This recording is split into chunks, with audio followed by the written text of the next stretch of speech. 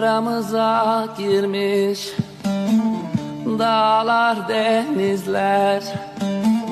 Gelemem diyorum, öf öf, sen gel diyorsun. Kar yağmış yollara, örtülmüş izler, örtülmüş izler.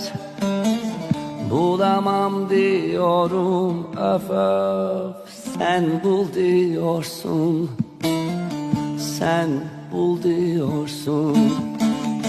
Kar yağmış yollara, örtülmüş izler, örtülmüş izler. Bulamam diyorum, öf öf, sen bul diyorsun. Sen bul diyorsun.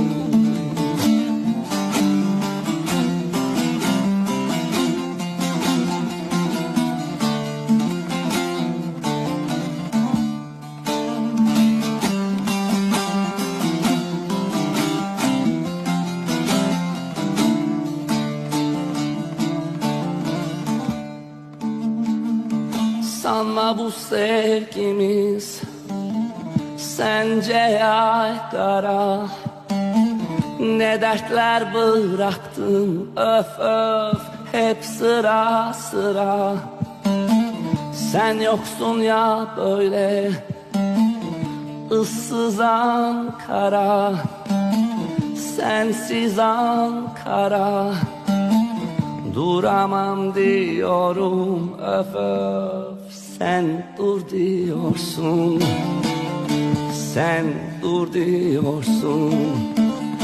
Sen yoksun ya böyle ıssız Ankara, sensiz Ankara. Duramam diyorum, öf öf, sen dur diyorsun. Sen dur diyorsun.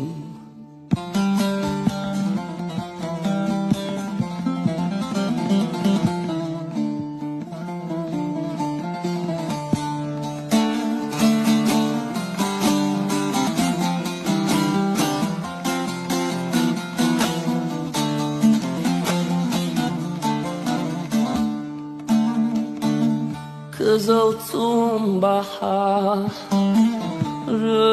yazımı hangi kalem yazmış, öf öf, benim yazımı. Dert ortağım olan